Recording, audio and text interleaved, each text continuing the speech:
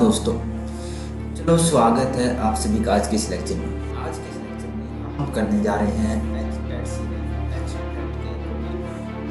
को base Haryana GK के जितने भी क्वेश्चन हैं मैं वो लेके आया हूँ। मेरे ख्याल से पिछले 5-6 सालों के क्वेश्चन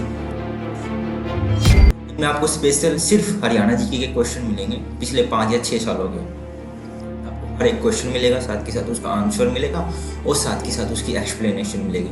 ये सिर्फ PYQ है। HTET 2023, 2022, 2021 और उसके नीचे मैं 2020, 19 इस टाइप से और नीचे तक जाऊँगा। तो हमारा मेन टारगेट सिर्फ HTET वालों के लिए, क्योंकि उनका एग्ज़ाम मेरे ख्याल से 18 जनवरी से स्टार्ट है।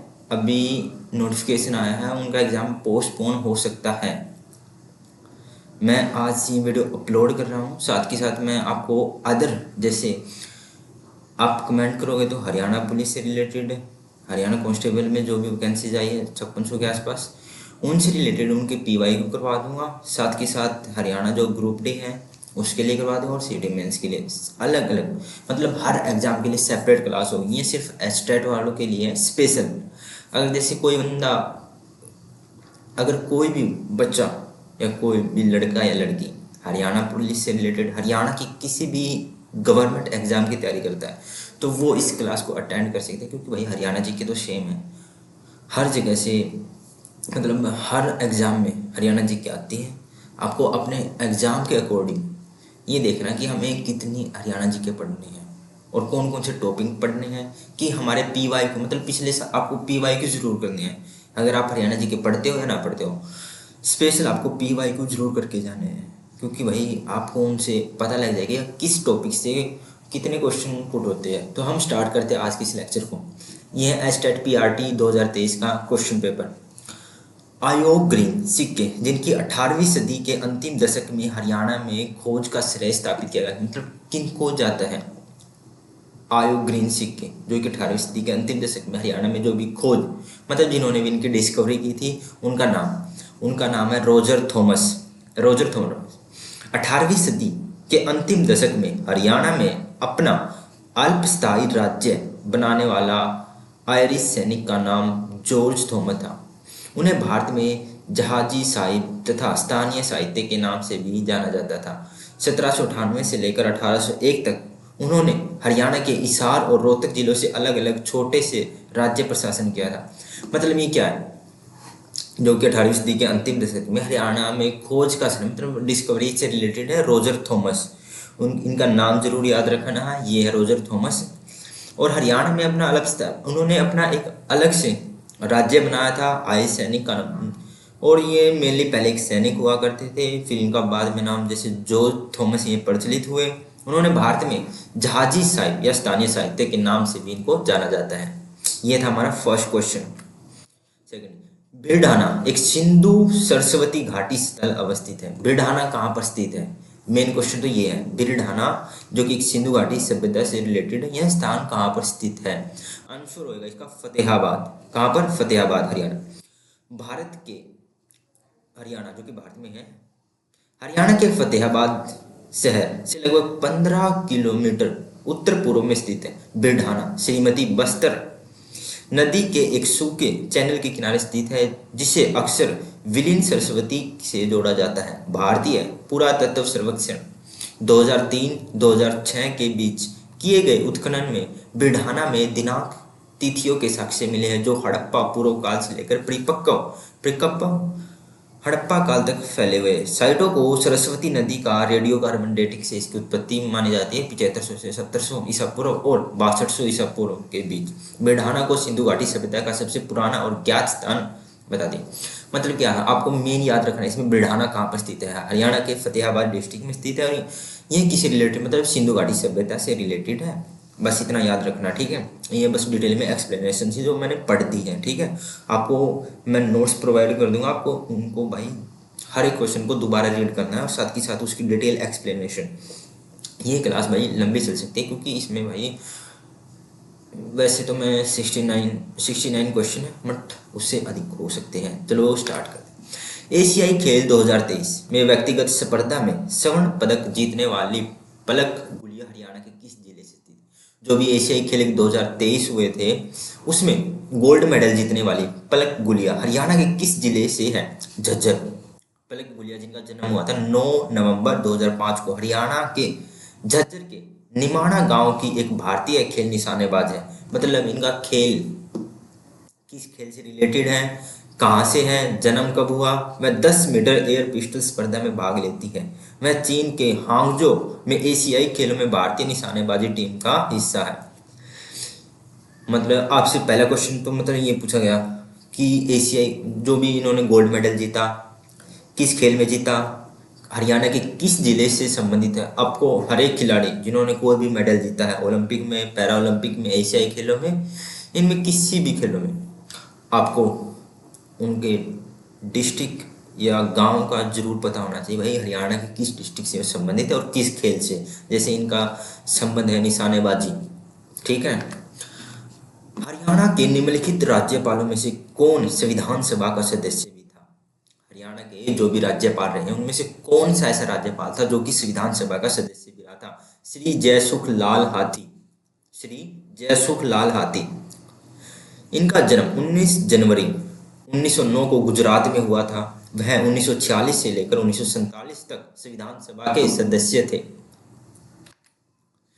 उन्होंने 14 अगस्त 1976 से 23 सितंबर 1977 तक हरियाणा के राज्यपाल के रूप में कार्य किया। बाद में 24 सितंबर 1977 से 26 अगस्त 1981 तक पंजाब के ये राज्यपाल रहे हैं। आपसे क्वेश्चन जयसुखलाल से रिलेटेड आपको जो भी इंफॉर्मेशन है भाई आपको ये जरूर पढ़ के जानी है। जो भी मैंने यहाँ पर एक्सप्लेनेशन लिखी है। जयसुखलाल हाथी हरियाणा का वह जिला जहाँ एक राष्ट्रीय उद्यान स्थित है कौन सा है? आपको ऑप्शन से रिलेट करना, ना कि अपने हिसाब से भाई ये तो यमुनानगर भी हो सकता है। नहीं, यहाँ पर यमुनानगर ऑप्शन में नहीं है, यहाँ पर गुरुग्राम है। ठीक है, गुरुग्राम। हरियाणा में 2 राष्ट्रीय उद्यान है, सुल्तानपुर राष्ट्रीय उद्यान गुरुग्राम में और कलेसर राष्ट्रीय उद्यान जो कि नेशनल पार्क है यमुनानगर में। आपको दोनों के बारे में पता होना चाहिए और कौन सा कहाँ पर है और कौन कौन से पक्षी यहाँ पर मिलते हैं पक्षी या रिलेटेड। जैसे यमुनानगर में जंगली मुर्गे के जंगली लाल रंग के जंगली मुर्गे के लिए फेमस है और सुल्तानपुर में लिए पक्षियों के लिए प्रसिद्ध है। हरियाणा का वह कस्बा जो कृषि उपकरणों के निर्माण के लिए प्रसिद्ध है कौन सा? समलखा। समलखा पानीपत जिले में स्थित एक उपमंडल है और यह अपने फाउंड्री या कस्टिंग क्लस्टर के लिए जाना जाता है जो 1940 के दशक के बाद से विकसित किया गया था। इस क्लस्टर में लगभग 500 फाउंड्री है। समलखा के फाउंड्री क्लस्टर में कृषि उपकरणों के लिए ढलाई का काम किया जाता है। हरियाणा का वह कस्बा जो कृषि उपकरणों के निर्माण जो एग्रीकल्चर जो भी इंस्ट्रूमेंट्स हैं या उपकरण हैं उनसे रिलेटेड है समलखा। इसके बारे में पता होना चाहिए आपको।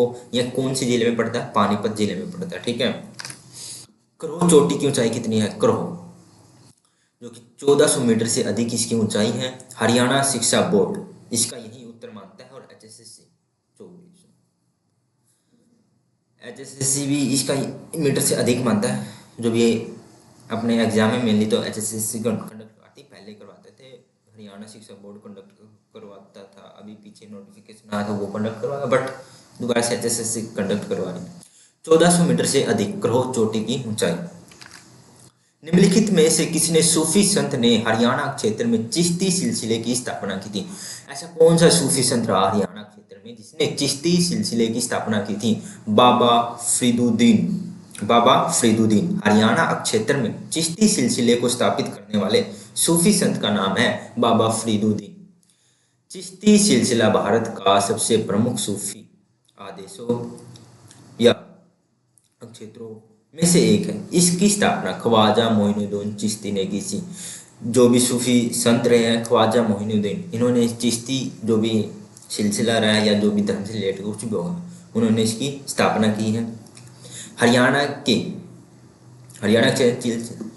बाबा कौन सा याद रखो? फरीदुद्दीन। हरियाणा से रिलेटेड है ये। हरियाणा में किसने सूफी संत ने हरियाणा क्षेत्र में चिश्ती सिलसिले की स्थापना की थी? बाबा फरीदुद्दीन। हरियाणा में कितने उपमंडल हैं? आपको उपमंडल याद होने चाहिए। कितने कमिश्नर मतलब उपमंडल हो गए, और मंडल हो गए, कितने मंडल हैं उनके बारे में आपको जरूर पता होना चाहिए, कितने डिस्ट्रिक्ट हैं, नया डिस्ट्रिक्ट कौन सा बना है, ऐसे ऐसे बाउंड्री आपको पता होनी चाहिए कि जैसे ये पंचकुला है, इसके स्टेट से कौन कौन से स्टेट लगते हैं, जैसे सिरसा, सिरसा जो कि राजस्थान के आसपास पड़ता है, राजस्थान के कौन कौन से जिले सिरसा को टच करते हैं, यहाँ पर आ गया गुरुग्राम आ गया, ऐसे भाई आपको ज्योग्राफिकल कंडीशन पता होनी चाहिए हरियाणा की, अगर आप हरियाणा के किसी भी एग्जाम में बैठते हो, ठीक है। 74 कितने हैं उपमंडल है, वर्तमान में उपमंडल कितने 80 है। शिवालिक विकास एजेंसी का मुख्यालय कहाँ पर है, जो भी शिवालिक विकास एजेंसी है कहाँ पर है, अम्बाला में, ना कि पंचकुला में, अम्बाला में। मार्च 1993 में हरियाणा सरकार ने इस क्षेत्र के विकास केंद्रित को सुविधा के लिए एक कार्यान्वयन विंग के रूप में शिवालिक विकास एजेंसी एसडीए के साथ एक स्वतंत्र बोर्ड अर्थात शिवालिक विकास बोर्ड का गठन किया था। इसका मुख्यालय कहाँ पर है, अम्बाला में। शिवालिक विकास एजेंसी का मुख्यालय कहाँ पर है, अम्बाला। हरियाणा की सबसे ऊंची पहाड़ी श्रृंखला मोरनी हिल्स कहाँ पर स्थित है, पंचकुला में। कहाँ पर है, पंचकुला में। मोरनी हरियाणा के उत्तरी भारतीय राज्य के पंचकुला जिले में मोरनी पहाड़ियों में स्थित एक छोटा सा गांव टाइप बोल दो या एरिया टाइप बोल दो, जो कि टूरिस्टों के लिए आकर्षण का अच्छा केंद्र है। मैं अभी मेरा एग्जाम था तो इस करके मैं वीडियो नहीं अपलोड कर पाया, मैं स्पेशल पंचकुला ही गया था, मेरा एग्जाम पंचकुला ही था, तो मैं भी कई बार देखा। मैं पंचकुला में हरियाणा की सबसे ऊंची पहाड़ी श्रृंखला मोरनी कहाँ पर है, पंचकुला में। गुरुग्राम महानगरीय विकास प्राधिकरण। अब आगे 2022 के, 2023 के हमने कंप्लीट कर लिया, अब आगे हम 2022 की तरफ, ठीक है। गुरुग्राम महानगरीय विकास प्राधिकरण की स्थापना कब की गई थी, 2017 में, वर्ष 2017 में गुरुग्राम महानगरीय विकास प्राधिकरण जीएमडीए की स्थापना हुई थी 2017 में। निम्नलिखित में से कौन सा मंदिर कैथल में स्थित है, कैथल में कौन सा मंदिर है, अम्बकेश्वर महादेव मंदिर। कौन सा, अम्बकेश्वर महादेव। अम्बकेश्वर महादेव मंदिर कैथल हरियाणा में स्थित। कैथल एक पर्यटन स्थल है। ऐतिहासिक दंत कथा के अनुसार इस स्थान पर 5वीं सदी से पूर्व के समय पृथ्वीराज चौहान को सेना को पड़ाव डाला था। हरियाणा आपको कौन से हरियाणा में जितने भी मंदिर हैं मैंने ऑलरेडी वीडियो बना रखी है चैनल पे, आप जो भी धार्मिक प्लेस है मतलब हिस्टोरिकल प्लेस उनसे रिलेटेड वो है, आपको हर डिस्ट्रिक्ट वाइज आपको पर्यटक स्थल मिल जाएंगे, कौन सा कहाँ पर है, किसके लिए फेमस है, ठीक है। आपको वो ज़रूर वीडियो देखनी है, आप देख सकते हो या नहीं भी, अगर आपके पास टाइम है तो आप वीडियो देखो, वरना सिर्फ आप ये PYQ करके जाओ भाई, सिर्फ ये लेक्चर अटेंड करो, ठीक है। हरियाणा लोक सेवा आयोग के बारे में अधोलिखित कथनों को पढ़िए। आयोग में एक अध्यक्ष और अधिकतम 8 सदस्य होते हैं। अध्यक्ष तथा अन्य सदस्यों की नियुक्ति हरियाणा के राज्यपाल द्वारा की जाती है। दोनों स्तन कथन हमारे सत्य है, ठीक है। हरियाणा लोक सेवा आयोग में एक अध्यक्ष होता है और अधिकतम 8 सदस्य होते हैं। अध्यक्ष और अन्य जो भी स्पेशल अध्यक्ष होता है और अन्य सदस्य होते हैं उनकी नियुक्ति राज्यपाल के द्वारा की जाती है। 1857 का नायक जिसकी मृत्यु काबुल में हुई थी, कौन से ऐसे नायक रहे जो 1857, जैसे आपसे ये रिलेटेड आ गया 1857 का नायक, आपको सबसे पहला क्वेश्चन तो दिमाग में जाना चाहिए भाई वो हरियाणा से रिलेटेड होगा, उसका जन्म में लिया हरियाणा से संबंधित होगा। राव तुलाराम जो कि रेवाड़ी में इनका जन्म हुआ था, उससे रिलेटेड है राव तुलाराम। 1857 के नायक जिसकी मृत्यु कहाँ पर हुई थी, काबुल में। राव तुलाराम की 27 सितंबर 1863 को पूरे शरीर में फैले संक्रमण के कारण 38 वर्ष की आयु में अफगानिस्तान के काबुल में उनकी मृत्यु हो गई थी। परिवार पहचान पत्र जिसको हम बोलते हैं फैमिली आईडी, इसके बारे में जो भी रिलेटेड भाई ये क्वेश्चन फैमिली आईडी से रिलेटेड देखो HTET PRT 2022 में तो पूछा ही गया था, साथ ही साथ अभी जो CET एग्जाम हुआ था उसमें पूछा गया था, ठीक है, PPP से रिलेटेड। इसलिए मैं कहता हूँ भाई कोई भी बंदा कांस्टेबल की तैयारी करता है, CET मेंस की तैयारी करता है या ग्रुप D की तैयारी करता है और HTET वालों के लिए स्पेशल लेक्चर है ही भाई, आपको जरूर अटेंड करना है, क्योंकि भाई कौन सा क्वेश्चन कब और कैसे पूछ लिया जाए भाई किसी को नहीं पता। मैं भी आपको सिर्फ एक्सपेक्टेड क्वेश्चन यही करवा रहा हूँ भाई, PYQ है इम्पोर्टेंट है भाई, करके जाने, क्या पता है इन्हीं से क्वेश्चन पुट हो जाए, क्योंकि भाई हर एजेंसी रिपीट करती है। योजना के तहत हरियाणा के समस्त परिवारों का अधिप्रमाणित एवं विश्वसनीय डाटाबेस तैयार किया जा रहा है। समस्त मौजूदा योजनाओं जैसे विभिन्न छात्रवृत्ति या सब्सिडी परिवार पहचान पत्र से जोड़ी जाएगी। दोनों ही कथन सत्य है, क्योंकि हरियाणा ने, क्योंकि भाई अभी जो डिजिटल युग चल रहा है। पहले जब गवर्नमेंट थी मेरी कांग्रेस की थी, उसमें इतना ऑनलाइन सिस्टम नहीं था। अब हर चीज़ डायरेक्ट लिंक हो रही है भाई, आधार कार्ड, पैन कार्ड, ये फैमिली आईडी वगैरह, हर डिटेल आपकी छोटी से छोटी इन्फॉर्मेशन गवर्नमेंट के पास है। अगर उसको डायरेक्ट बेनिफिट देना किसी के पास, भाई इसका भी डायरेक्ट ये फ़ायदा भाई, जो गरीब है उनको बेनिफिट अच्छे से चला जाता है। कौन गरीब है कौन अमीर है, ये धांधलियाँ तो भाई आज भी होती हैं, या जो भी वंचित वर्ग में आज भी पीछे है। बट यही है कि इससे भाई करप्शन थोड़ा कम ही हुआ है। पता लग जा रहा है कि कौन इन योजनाओं का लाभ ले पा रहा है कौन नहीं। दोनों ही कथन सत्य है। परिवार पहचान पत्र पीपीपी का प्राथमिक उद्देश्य हरियाणा में सभी परिवारों का प्रमाणिक, सत्यापित और विश्वसनीय डाटा तैयार करना है। प्रत्येक परिवार को 8 अंकों का एक परिवार पहचान आईडी दी जाती है। ठीक है, फैमिली डेटा के ऑटोमेटिक अपडेशन को सुनिश्चित करने के लिए फैमिली आईडी को बर्थ डेट और मैरिज रिकॉर्ड से जोड़ा जाता है और जोड़ा जाएगा भी। हरियाणा के जो मुख्य सूचना आयुक्त कौन है? श्री विजयवर्धन। जो भी मुख्य सूचना आयुक्त कौन है? श्री विजयवर्धन। वर्तमान हरियाणा सरकार द्वारा पूर्व मुख्य सचिव PVSNN प्रसाद को हरियाणा का मुख्य सूचना आयुक्त लगाया गया है। किसको? विजयवर्धन को। किसको? हरियाणा के मुख्य सूचना आयुक्त।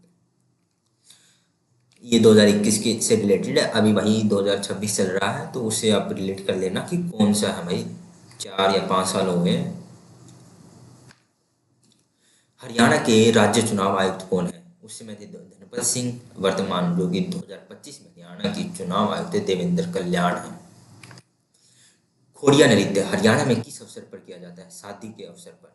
किस अवसर पर? शादी के अवसर पर। खोड़िया नृत्य हरियाणा में विवाह समारोह के दौरान विशेष रूप से जब बारात दुल्हन के घर चली जाती है तब किया जाता है। यह नृत्य दूल्हे के परिवार की महिलाओं द्वारा किया जाता है। जो भी खोड़िया नृत्य, जैसे ही बारात यहाँ से निकलती है तो उसके बाद महिलाओं के द्वारा नृत्य किया जाता है, उसी को खोड़िया नृत्य बोला जाता है। भाई हरियाणा में जो भी नृत्य हैं भाई, आपको सिर्फ एक बार गो थ्रू जरूर कर लेना है, क्योंकि भाई सिर्फ पढ़ना ही काफ़ी नहीं होता। रिवीजन भाई बहुत बहुत इंपॉर्टेंट है। आपको रिवाइज करना पड़ेगा, क्योंकि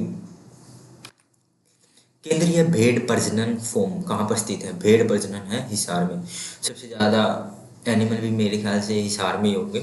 केंद्रीय भेड़ प्रजनन फॉर्म है हिसार में स्थित है। यह फॉर्म 1968 से लेकर 1970 में ऑस्ट्रेलियाई सरकार के सहयोग से स्थापित किया गया था। ऑस्ट्रेलिया की सरकार के सहयोग से हिसार में इसको स्थापित किया गया था, केंद्रीय भेड़ प्रजनन को। अब हम चलते हैं यहाँ पर 20 ये है, मतलब जो 2021 के जो भी रिलेटेड, ये है हमारा फर्स्ट क्वेश्चन। हरियाणा भाई एचटेट वालों जरूर करना भाई इस लेक्चर को। मैं तो यही कहूँगा भाई, आपने ये नहीं किया तो मतलब कुछ भी नहीं कर रखा। अगर आपने कुछ भी नहीं कर रखा तो भाई एटलीस्ट ये लेक्चर जरूर अटेंड कर लो अच्छे से। हरियाणा का निम्नलिखित में से कौन सा शहर राष्ट्रीय राजधानी क्षेत्रीय NCR का हिस्सा नहीं है? NCR से रिलेटेड कौन कौन से, जैसे कौन कौन से डिस्ट्रिक्ट NCR के अंडर में आते हैं? सोनीपत, गुरुग्राम, फरीदाबाद, हिसार NCR में आता है। हिसार राष्ट्रीय राजधानी राष्ट्रीय राजधानी NCR का हिस्सा नहीं है। वर्तमान में हरियाणा के 14 जिले NCR में आते हैं, जिनमें से भिवानी, चरखी दादरी, फरीदाबाद, गुरुग्राम, झज्जर, जींद, करनाल, महेंद्रगढ़, नूंह, पलवल, पानीपत, रेवाड़ी, रोहतक और सोनीपत ये शामिल हैं। आपको NCR से रिलेटेड जो भी डिस्ट्रिक्ट है उनको आपको अच्छे से गो थ्रू जरूर कर लेना है भाई, कौन सा NCR में आता है और कौन सा नहीं आता। हरियाणा की 14वीं विधानसभा में विपक्ष के नेता कौन है? भूपेंद्र सिंह हुड्डा है। 2019 में हुए 14वें हरियाणा विधानसभा में भारतीय राष्ट्रीय कांग्रेस के पूर्व भूपेंद्र सिंह हुड्डा को विपक्ष का नेता चुना गया और वह हरियाणा के पूर्व मुख्यमंत्री भी रह चुके हैं। वह खिलाड़ी जिसने टोक्यो ओलंपिक 2020 में कुश्ती में रजत पदक जीता। रजत का मतलब होता है ब्रॉन्ज मेडल, जैसे गोल्ड फिर सिल्वर फिर ब्रॉन्ज।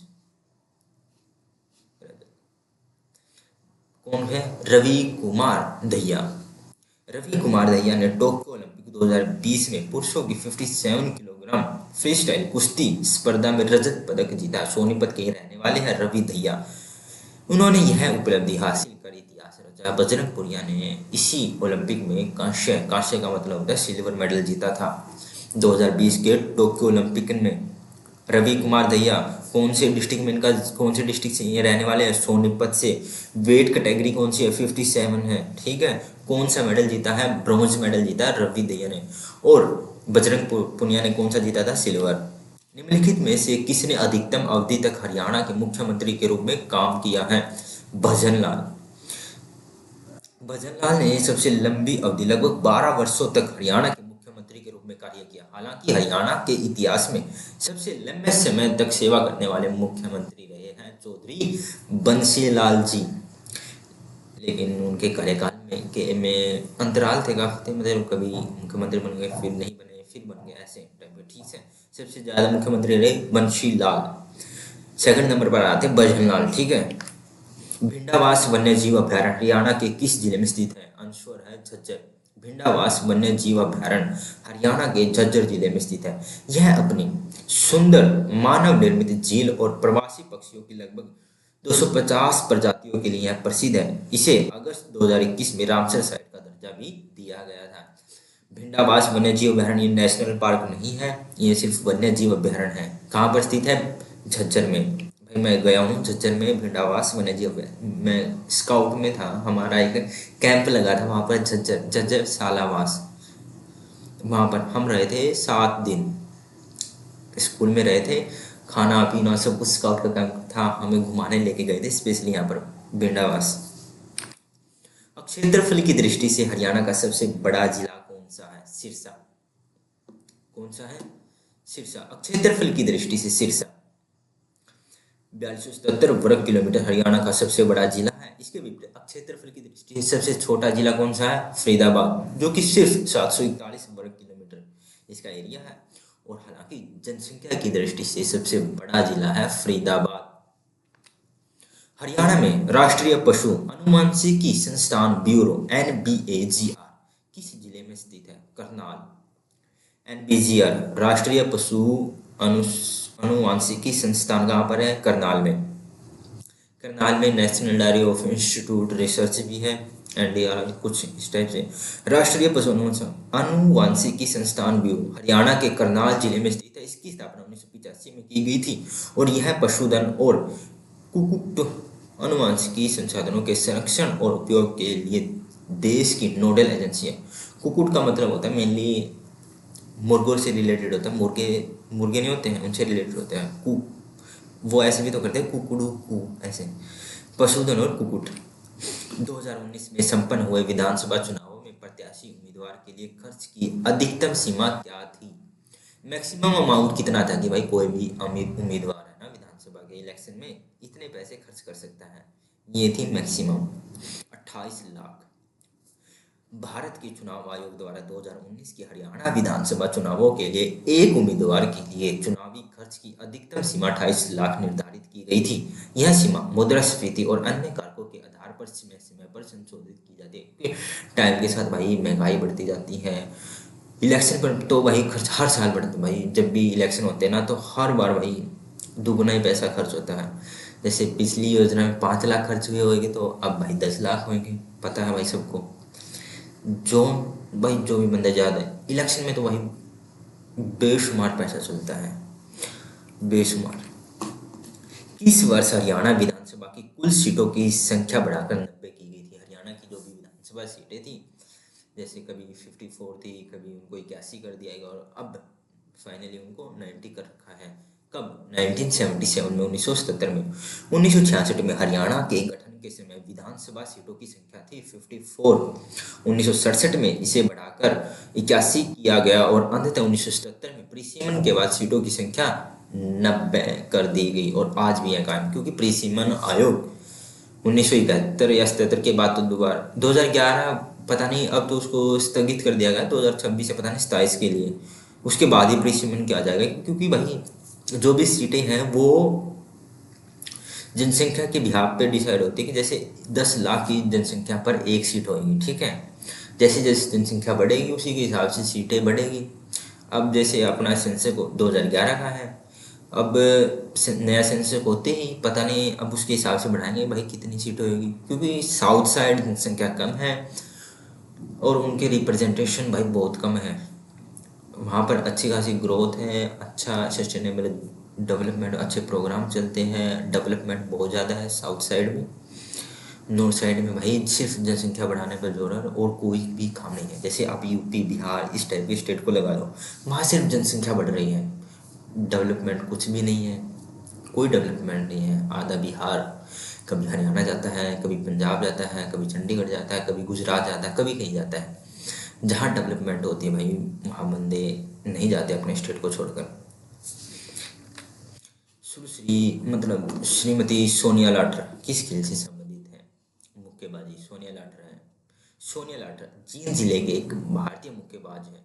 इन्होंने 2016 में IBA महिला विश्व मुक्केबाजी चैंपियनशिप में रजत पदक और एशियाई चैंपियनशिप में कई पदक जीते हैं और जिससे इन्होंने राज्य और देश का नाम रोशन किया है। सोनिया लाटर मुक्केबाज।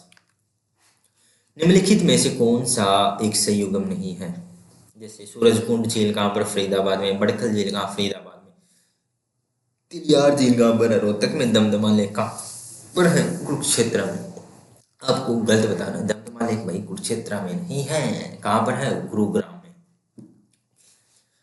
दमदमा झील गुरुग्राम में स्थित है, न कि कुरुक्षेत्र में। यह हरियाणा की सबसे बड़ी प्राकृतिक झील है। बाकी सभी युगम सही है। सूरज कुंड और बड़खल झील फरीदाबाद में है और तिलियार झील कहाँ पर है? रोहतक में। स्वतंत्रता सेनानी नवाब अहमद खां अली खां हरियाणा के किस शहर से संबंधित थे? फरुखनगर। नवाब अहमद अली खां कहाँ से थे? फरुखनगर। नवाब अहमद अली खां फरुखनगर गुरुग्राम के शासक थे। उन्होंने 1857 के भारतीय स्वतंत्रता संग्राम में महत्वपूर्ण भूमिका निभाई और ब्रिटिश शासन के खिलाफ विद्रोह का नेतृत्व किया था, जिसके लिए उन्हें बाद में फांसी दी गई थी। हरियाणा के निम्नलिखित में से कौन सा जिला अपनी सीमा किसी अन्य राज्य के साथ साझा नहीं करता है? कौन सा ऐसा जैसे जिसको हम बोलते हैं लैंड लॉक? चरखी दादरी हो गया और एक आ गया रोहतक। ये दो है, चरखी दादरी और रोहतक। चरखी दादरी और रोहतक हरियाणा के ऐसे दो जिले हैं जिनकी सीमा किसी अन्य राज्य या केंद्र शासित प्रदेश से नहीं लगती है। इन्हें भू आबादी या लैंड लॉक्ड डिस्ट्रिक्ट भी कहा जाता है। हरियाणा के जो भी नवगठित छठे राज्य वित्त आयोग के चेयरमैन या अध्यक्ष कौन रहे हैं? श्री पंडित राघवेंद्र राव। हरियाणा सरकार द्वारा गठित छठे राज्य वित्त आयोग के जो भी चेयरमैन रहे हैं श्री P राघवेंद्र राव। इस आयोग के सदस्य सचिव श्री विकास गुप्ता थे। आयोग का कार्य क्या होता है? पंचायत और नगर पालिकाओं की वित्तीय स्थिति की समीक्षा करना। द्रोणाचार्य पुरस्कार 2020 के लिए हरियाणा के निम्नलिखित में किस प्रशिक्षक को दिया गया? द्रोणाचार्य पुरस्कार 2020 किसको दिया गया था? कृष्ण कुमार हुड्डा। कबड्डी प्रशिक्षक कृष्ण कुमार हुड्डा को उनके उत्कृष्ट योगदान के लिए 2020 में प्रतिष्ठित द्रोणाचार्य पुरस्कार लाइफ टाइम श्रेणी में इनको सम्मानित किया गया था और यह पुरस्कार खेल प्रशिक्षकों को दिया जाने वाला भारत का सर्वोच्च सम्मान है, द्रोणाचार्य अवार्ड। ठीक है भाई, मैं PYQ करवा रहा हूँ, ना कि आपको करंट से रिलेट करवा रहा हूँ। करंट अफेयर भाई, करंट अफेयर आपको पढ़नी पड़ेगी कि कौन से पुरस्कार या अवार्ड किसको मिले हैं। हरियाणा करंट अफेयर आपको मेरे ख्याल से बस 1.5 या 2 घंटे में आप कंप्लीट कर जाओगे। ऐसा कोई भी टीचर पढ़ाता है आप उनके पास जा सकते हो, जो भी हरियाणा करंट अफेयर पढ़ाता हो उनके नोट्स लो और बस 1 घंटे में कंप्लीट कर दो। इतना ही तो है।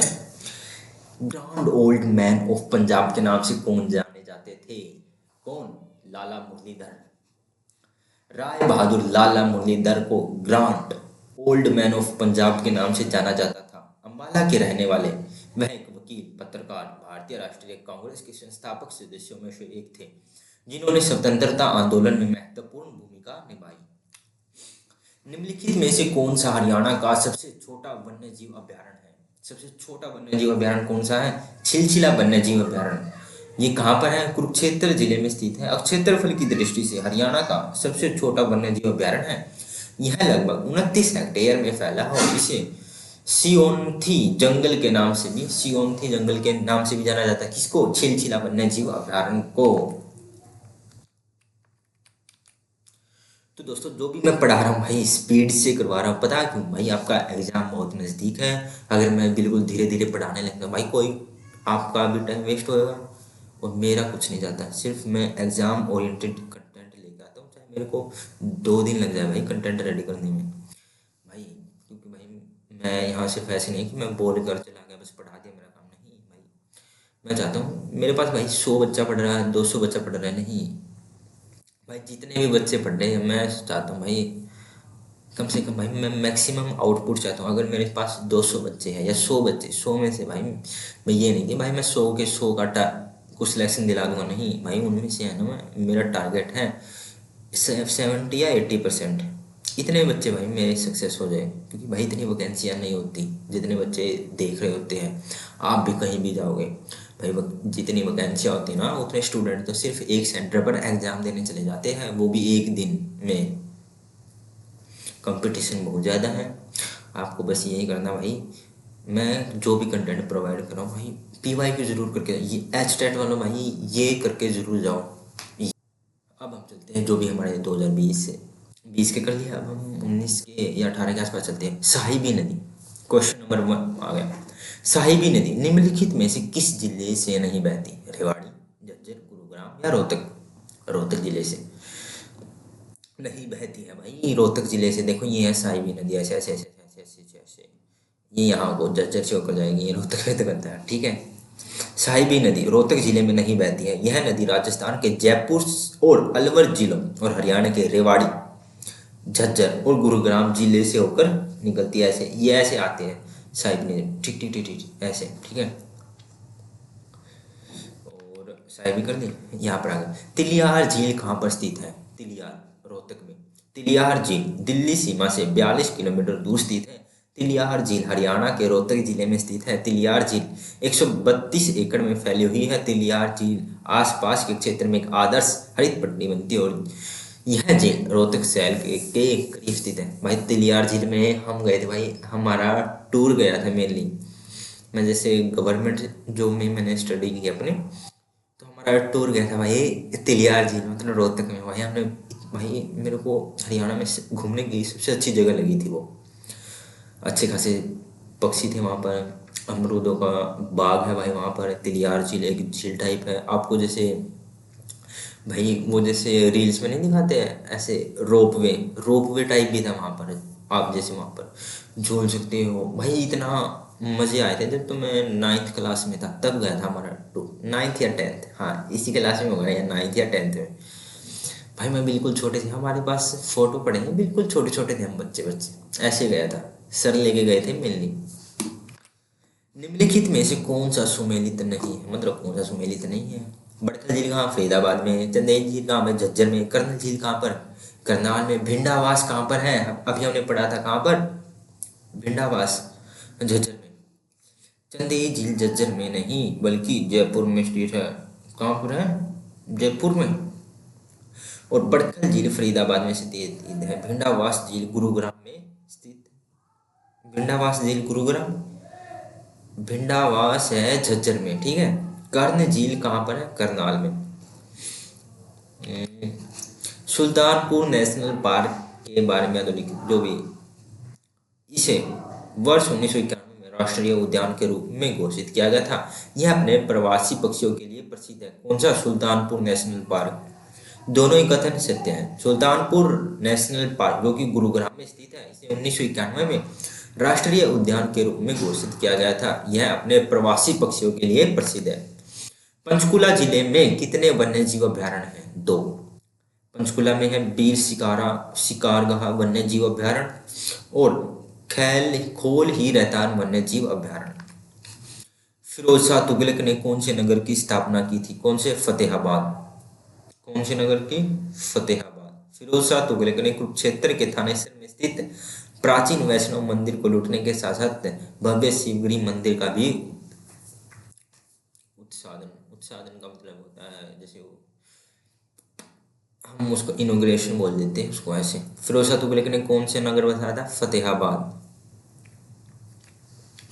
शेख चिल्ली का मकबरा आपको मेल करने को कौन सा काम है? शेख चिल्ली का मकबरा कहाँ पर है? थानेसर में, ठीक है। ये डायरेक्ट ये तो गलत है भाई। ऐसे जो इनके सामने लिखे हैं, वो इनकी लोकेशन है, ठीक है। शेख चिली का मकबरा कहाँ था नेशन में, गुजरी महल कहाँ पर है, हिसार में। इब्राहिम लोदी का मकबरा कहाँ है, पानीपत में। शाह विलायत का मकबरा कहाँ है, फरूख नगर में, ठीक है। राव तुलाराम का मुकाबला अंग्रेजों के साथ किस स्थान पर हुआ था, नसीबपुर।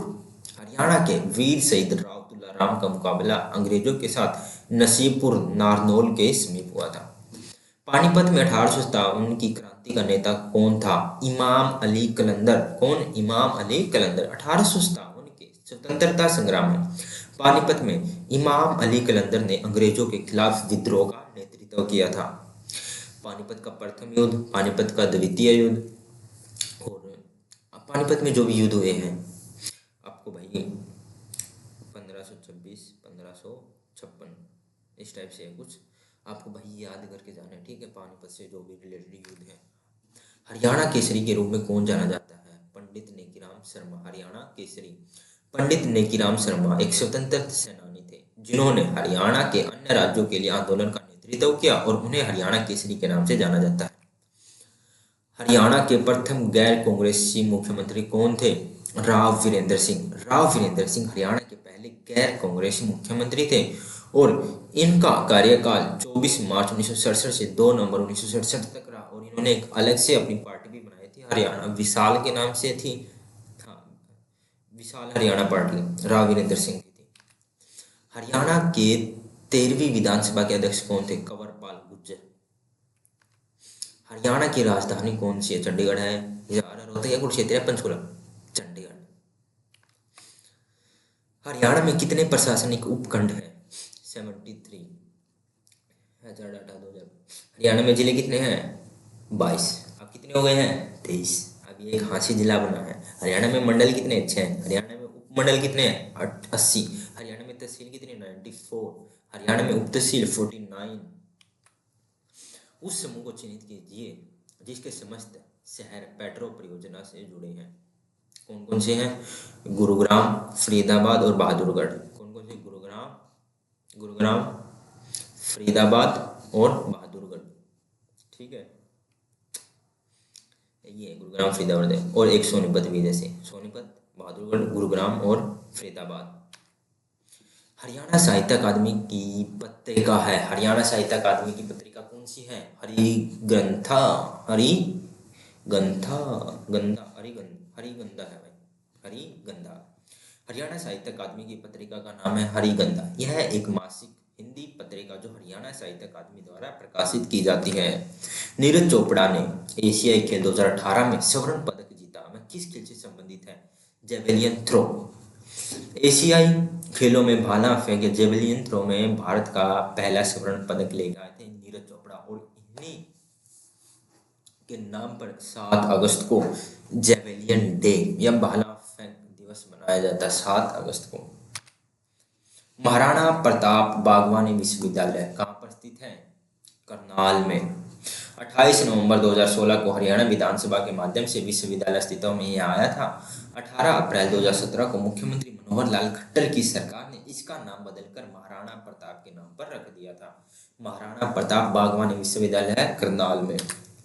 बाखड़ा नांगल प्रोजेक्ट का जन्मदाता किसे माना जाता है, चौधरी छोटू राम। सर चौधरी छोटू राम को बाखड़ा नांगल बांध का जन्मदाता माना जाता है। वे अविभाजित पंजाब के एक प्रमुख राजनेता रहे हैं। उन्होंने 1938 और 1940 के दशक में इस परियोजना को एक संकल्पित और असाधारण कौशल से कार्यान्वित किया था। कि इन्होंने, चौधरी छोटूराम जी ने। 2001 से लेकर 2011 के मध्य हरियाणा की दशकीय जनसंख्या वृद्धि दर कितनी रही है, प्लस में रही है हमारी 19.9%। कितनी, 19. लास्ट के 20 क्वेश्चन, ये लास्ट के 20 क्वेश्चन है। ये 20 क्वेश्चन और कर ले, उसके बाद हमारा लेक्चर खत्म। 2011 के अनुसार हरियाणा में लिंगानुपात प्रत्येक 1000 पुरुषों पर महिलाओं की संख्या कितनी है, 879। 2011 की जनसंख्या में सबसे कम लिंगानुपात रहा था भाई हरियाणा का। और हमारे लिए और पूरे हमारे लिए तो भाई सबसे बैड न्यूज रही थी। भारत की जनगणना 2011 के अनुसार हरियाणा का लिंगानुपात 879 महिलाएं प्रति 1000 पुरुष था, जो देश में सबसे कम में से एक था। हालांकि बाद के वर्षों में इसमें सुधार हुआ है और आज भी इसमें सुधार के लिए अनेक योजनाएं चलाई गई ताकि भाई सुधार हो सके। 879 भाई 1000 महिला पे आपने देखा होगा भाई, लड़के लड़के प्रपोज करते रहते हैं, लड़कियां मानती ही नहीं है। I have a boyfriend, I have a boyfriend. भाई ये स्कीम पता है ऐसे ही चल रही है। 879 भाई लड़कियां बहुत कम है, 1000 लड़के हैं आप देखो।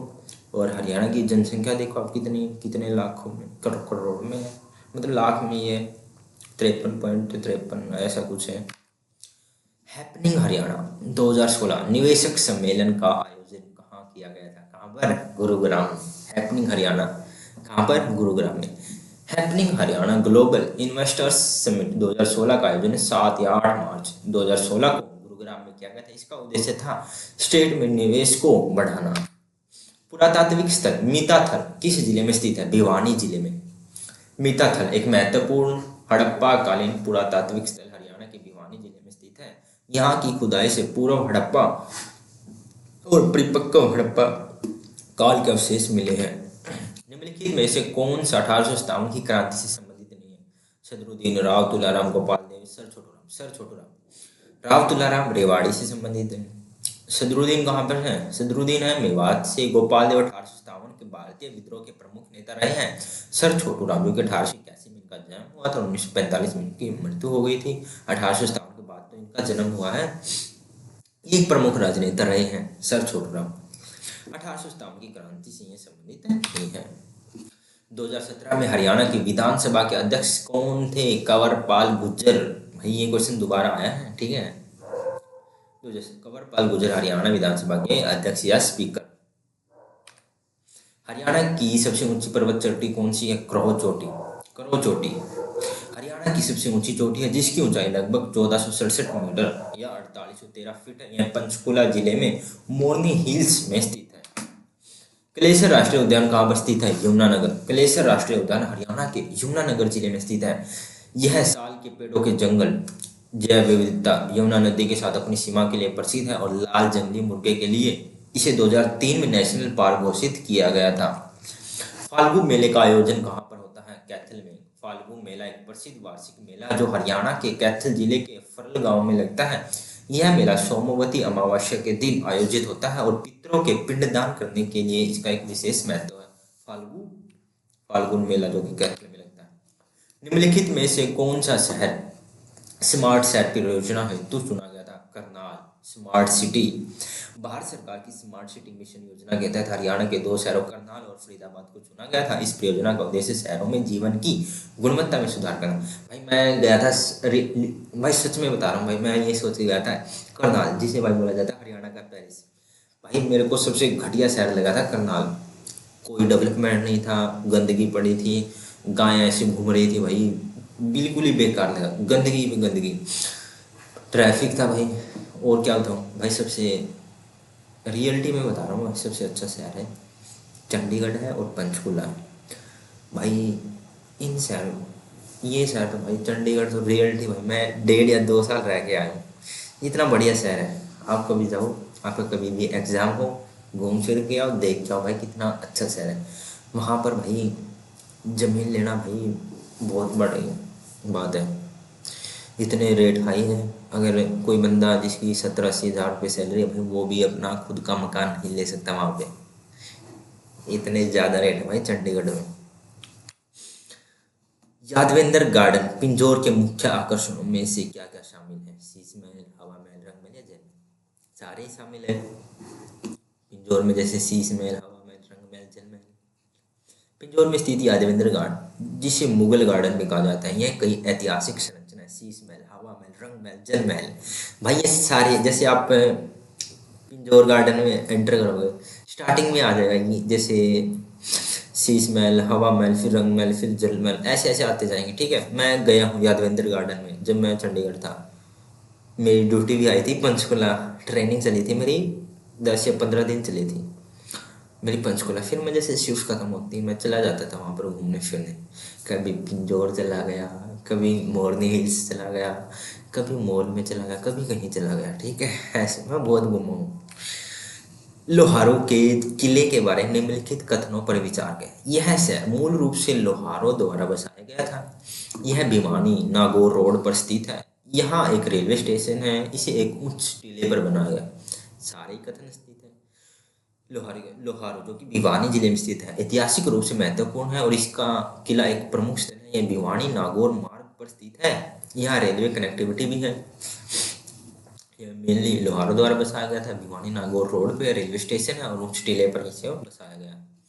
कौन सा स्थान पीर बुद्धू शाह से जुड़ा है, जो एक मुस्लिम संत थे जिन्होंने बगाने की लड़ाई गुरु गोविंद सिंह की मदद से की थी? साढौरा। साढौरा जो कि यमुनानगर का एक ऐतिहासिक संबंध पीर बुद्धू शाह से। इन्होंने 1688 में हुई बगाने की लड़ाई में अपने अनुयायियों के साथ गुरु गोविंद सिंह जी का साथ दिया था। कपाल मोचन में स्थित मुख्य पवित्र कुंड को किस अन्य नाम से जाना जाता है? सोमसर तीर्थ। कपाल मोचन बिलासपुर यमुनानगर में है। यह एक प्रसिद्ध तीर्थ स्थल है। यहाँ स्थित पवित्र सरोवर को सोमसर तीर्थ या सोम सरोवर के नाम से जाना जाता है। माना जाता है कि यहाँ स्नान करने से पापों की मुक्ति मिलती है। किंवदंती के अनुसार किस शहर को शेरों का निवास कहा जाता है? साढौरा। यह किंवदंती के अनुसार साढौरा को का नाम साधुरा, संतों का मार्ग या शेर द्वार या शेरों के द्वार से जाना जाता है। हालांकि इसका ऐतिहासिक महत्व पीर बुद्धू शाह और बंदा सिंह बहादुर से जुड़ा हुआ है। अभी हमने पिछले क्वेश्चन में ही किया था। हरियाणा राज्य का गठन कब हुआ? 1 नवंबर 1966 को। हरियाणा को भाषाई आधार पर पूर्वी पंजाब प्रांत से अलग करके 1 नवंबर 1966 को भारत के 17वें राज्य के रूप में स्थापित किया गया था और इसी दिन हरियाणा दिवस के रूप में मनाया जाता है। पानीपत की तीनों ऐतिहासिक लड़ाइयाँ किस जिले में लड़ी गई थी? कहीं पर पानीपत में। कब कब लड़ी गई थी? पहली लड़ाई हुई थी 1526 में, फिर 1556 में और तीसरी हुई थी 1761 में। धमाल किस राज्य का एक प्रसिद्ध लोक नृत्य है जो सीधे महाभारत काल से चला आ रहा है? हरियाणा। धमाल नृत्य का एक प्राचीन लोक नृत्य है जिसका प्रदर्शन विशेष रूप से पुरुषों द्वारा चांदनी रातों में खुले मैदानों में किया जाता है। इसकी उत्पत्ति महाभारत काल के समय से मानी जाती है। धमाल। हरियाणा में कुल कितने प्रशासनिक मंडल है या डिवीजन है? 6 डिवीजन है। हरियाणा राज्य को प्रशासनिक सुविधा के लिए 6 मंडलों में विभाजित किया गया है। ये मंडल है अंबाला, करनाल, रोहतक, हिसार, गुरुग्राम और फरीदाबाद। अंबाला मंडल में कौन से डिस्ट्रिक्ट आते हैं? करनाल में कौन से, रोहतक में कौन से और हिसार में कौन से? आपको हर डिस्ट्रिक्ट का पता होना चाहिए भाई ये डिस्ट्रिक्ट किस मंडल में आता है। इसके लिए मैं ऑलरेडी एक वीडियो अपलोड कर चुका हूँ। हरियाणा के मुख्यमंत्री कौन है? चौधरी भगवत दयाल शर्मा। पंडित भगवत दयाल शर्मा हरियाणा के पहले मुख्यमंत्री थे और उन्होंने 1 नवंबर 1966 को राज्य गठन के बाद मुख्यमंत्री के रूप में शपथ ली थी। हरियाणा के प्रथम मुख्यमंत्री है भगवत दयाल शर्मा। और अभी करंट में मुख्यमंत्री कौन है? तो आज का लेक्चर यहाँ पर खत्म होता है। हमने मेनली पता कितने क्वेश्चन कर लिए? 80 क्वेश्चन कर लिए। 80। वैसे मैंने हमने भी 69 लिख रखा, हमने 80 क्वेश्चन कवर कर लिए। मैं तो यही कहूँगा आपकी तैयारी के लिए शुभकामनाएं। आपका एग्जाम अच्छा हो। निरंतरता बनाए रखनी है, अभ्यास करते रहते हैं और सही निरंतर अभ्यास और सही रणनीति ही सफलता की कुंजी है। इन प्रश्नों का विश्लेषण है, परीक्षा के पैटर्न क्वेश्चन और आपकी कमजोरियों पर काम करने में मदद करेगा। Best of luck. आपका एग्जाम बहुत अच्छा हो। मैं तो करता हूँ, दुआ करता हूँ भाई हर एक बच्चे का सिलेक्शन हो। भाई जो बंदा पढ़ेगा भाई उसी का सिलेक्शन हो। अगर आप ये सोच रहे हो भाई मैं 3 घंटे पढ़ लिया, 4 घंटे पढ़ लिया, नहीं भाई आप सिलेक्शन की दौड़ से बाहर हो। अगर आप रियलिटी में आप चाहते हो भाई मेरे को गवर्नमेंट जॉब चाहिए तो भाई आपको 10 घंटे भाई मैं पढ़ना पड़ेगा। ये सच्चाई। अगर आप इससे कम पढ़ते हो, 6 घंटे पढ़ते हो, अगर आप 6 घंटे पढ़ते हो और आप ये सोच रहे हो भाई मैं गवर्नमेंट जॉब ले लूँगा, भाई नहीं भाई नहीं। आपको पता नहीं लगेगा कब आपके 3 साल गए, कब आपके 4 साल, कब 5 साल। टाइम का पता नहीं लगेगा भाई। ये एक ऐसी दलदल है, अगर आप इसमें घुस गए आपको कोई भी टाइम का पता नहीं लगेगा कब 5 साल बीत गए, कब 4 साल बीत गए। ठीक है, अगर आपका हो गया तो बेस्ट ऑफ लक। अगर नहीं हुआ भाई कोई भी पूछने वाला नहीं है कि आपका क्यों नहीं हुआ, आपने तैयारी अच्छी की थी। नहीं भाई हर बंदा ये कहेगा भाई तैयारी नहीं की, पढ़ता नहीं था, ऐसे घूमता था। भाई कोई नहीं सुनने वाला होगा। इंटरव्यू उस तरफ सिलेक्टेड बंदे के लिए जा रहे होगे, आपने कैसे सफलता की, आप कितने घंटे पढ़े, और फिर वो बिल्कुल रिलैक्स मूड में ऐसे बता रहा हूँ, नहीं नहीं मैं तो बस 6 घंटे पढ़ता। भाई सब कुछ झूठ है। अगर आपको सच में गवर्नमेंट जॉब चाहिए, भाई 10-10, 12-12, 13-13, 14-14 ऐसे ऐसे इतने इतने घंटे पढ़ना पड़ेगा, और एग्ज़ाम ओरिएंटेड कंटेंट पढ़ना पड़ेगा आपको, सिर्फ एग्ज़ाम ओरिएंटेड। ऐसा नहीं कि भी मुंह उठाया और किसी की भी वीडियो खोली और चलाने लगे, नहीं। कोई भी टीचर हो भाई, या मैं ही क्यों ना हो, या कोई भी हो जिसमें मैं भी आ गया, स्टार्टिंग की उसके एक लेक्चर को देखो, अगर अच्छा कंटेंट प्रोवाइड करवा रहा है तो आप उसके लेक्चर को अटेंड करो, अगर वो नहीं करवा रहा है तो भाई छोड़ दो, कोई भी फ़ायदा नहीं टाइम वेस्ट करने का। अगर जो टीचर आपके स्टडी टाइम में बकवास करता हो, मजाक करता हो, आपको हंसाता हो, भाई आप लिटरली बता रहा हूँ भाई, सच में बता रहा हूँ, आप अपना टाइम वेस्ट कर रहे हो, क्योंकि उसका कुछ नहीं जाना, उसको सिर्फ व्यूज़ से मतलब है। वो तो आएगा हंसा के चला जाएगा, बस यही है भाई। उसकी उसके लेक्चर को भी मत अटेंड करो, मैं तो यही कहूँगा। आज नहीं कल परसों एक दिन आपको ज़रूर पछतावा होगा, काश यार मैंने उस टीचर से नहीं पढ़ा था। आप कभी भी देखना, ऑफलाइन ऑफलाइन में जो भी टीचर होते हैं भाई एक एक स्टूडेंट से बात करते हैं, भाई क्या प्रॉब्लम है। ऑनलाइन में हर बंदा बात नहीं कर सकता, भाई मेरा स्टूडेंट कैसा है, क्यों वो तैयारी नहीं कर पाता। अब आप ये वीडियो देख रहे होगे, भाई मैं उसको जानते ही नहीं कौन मेरी वीडियो देख रहा है, मेरे से टच में रहोगे भाई, मैं बताता रहूँगा भाई आपको ये करना है, ये नहीं करना है, ठीक है। किसी भी टीचर के आप टच में रहो, या कोई भी आपका दोस्त हो जो आपको अच्छी गाइडलाइन देता हो, उसके टच में रहो। भाई ऐसे टीचर की वीडियो इग्नोर करो भाई हमेशा के लिए, जो क्लास में भाई सिर्फ हंसाते रहते हैं। अगर आपको सिर्फ हंसना है या मनोरंजन करना है, आप क्लास छोड़ो, 2 मिनट फनी वीडियो चला लो, वहाँ से हंस लो। स्टडी के टाइम पे स्टडी, बी फोकस, भाई आपको फोकस रहना पड़ेगा। अगर आप ये सोच रहे हो भाई भाई आज के टाइम पे हर बंदे ने, चाहे वो कोई भी टीचर हो पढ़ाता हो, भाई हर जगह मजाक मस्ती चल रही है। बंदा आईसीयू में भर्ती है और वहाँ पर मजाक मस्ती चल रही है। भाई ऐसा नहीं होता। अगर आपको रियलिटी में सिलेक्शन लेना, बी फोकस, आपको फोकस रखना पड़ेगा। आपका माइंड सेट भाई डिफरेंट होना चाहिए, आपका माइंड सेट बिल्कुल सेट होना चाहिए कि भाई मेरे को आज ये पढ़ना है, ये कवर करना है। ये नहीं कि भाई मैं किसी की भी क्लास में चला गया, 2 मिनट हंस लिया, उसने मेरे को हंसा दिया, बस हो गया टाइम पास। भाई हंसी हंसी में ना आपको पता भी नहीं लगा कब आपका 1 घंटा निकल गया, और आपको कुछ मतलब कुछ याद तक नहीं हुआ। हर जगह हंसना मत भाई, किसी की डेथ होगी वहाँ भी हंसी मजाक चल रहा, नहीं भाई, हर चीज़ हंसने के लिए नहीं है। मैं तो यही कहूँगा भाई अच्छे से तैयारी करो, बी फोकस, भाई फोकस रहो हमेशा। आपको करना है तो करो, नहीं तो भाई नहीं। 5 मिनट ये नहीं है कि क्लास में आ रहा हूँ मैं बकवास कर रहा हूँ, ये है वो है। देखो मैंने भी मेरी बात कब की है भाई, लेक्चर ख़त्म हो चुका है, मतलब जिसको भी जाना है जा सकता है, जो भी आराम से सुन रहा है सुन लो। भाई जिसको भी डिमोटिवेट हो रहा हो, ये है वो है, भाई मोटिवेशन कुछ नहीं है। अगर आप डेली का 1 घंटा सिर्फ मोटिवेशन वीडियो को देखने में ही बर्बाद कर दोगे भाई, तब फिर भी आप सिलेक्शन से बाहर हो। 1 घंटा लग रहा है आपको मोटिवेट होने में, भाई 1 घंटे में तो बंदा जिम करके एक्सरसाइज करके अपने घर पे आ सकता है। 1 घंटे में उसकी हेल्थ कंडीशन इतनी बढ़िया हो जाएगी। 1 घंटा आप मोटिवेशन की वीडियो देखते हो, इससे अच्छा तो आप 1 घंटा जिम चले जाओ, आपकी हेल्थ भी अच्छी होगी, ऐसे ही आप मोटिवेट हो गए। मैं खुद लगा लो, जैसे मैं जिम चला गया, मैं महीना गया, 2 महीने गया, भाई आपकी पर्सनैलिटी डेवलपमेंट अच्छी हो जाएगी, कम्युनिकेशन स्किल्स आपकी बढ़िया हो जाएगी, आपकी मेंटल हेल्थ है और जो फिजिकल हेल्थ है दोनों इंप्रूव होगी। अगर आप जैसे जिम जाते हो या स्टेडियम जाते हो, 2 मिनट या 10 मिनट कार्डियो कर लो। कार्डियो का मतलब होता है भाई दौड़ लगा लो। मैं हाँ भाई फिजिकल एक्टिविटी भाई बहुत ज़रूरी है। अगर आप एक रूम में बैठे रहो, आपको लगेगा आप सिर्फ पढ़ रहे हो, भाई पढ़ रहे हो, आपके माइंड में जा ही नहीं रहा, कुछ याद ही नहीं रहा। फिर आप एग्जाम में ऑप्शन 4 होते हैं, आप सिर्फ 2 में उलझे रहोगे, इसको लगाओ या इसको लगाओ। भाई ये फ़र्क होता है मेंटल हेल्थ का। जितनी ही अच्छी आपकी मेंटल हेल्थ होगी, आपको ऑप्शन को टिक करने में भाई बिल्कुल भी ये सोचना नहीं पड़ेगा भाई मैं इसको लगाऊं या इसको। मेन चीज़ होती है मेंटल हेल्थ। जब मेरा फर्स्ट एग्ज़ाम था भाई, मेरे हाथ कांप रहे थे। ऐसे मेरा फर्स्ट एग्ज़ाम था सीजीएल का, भाई मेरे हाथ कांप रहे थे, इतना फास्ट होता था वहाँ पर। 60 मिनट मिलते हैं और 100 क्वेश्चन होते हैं।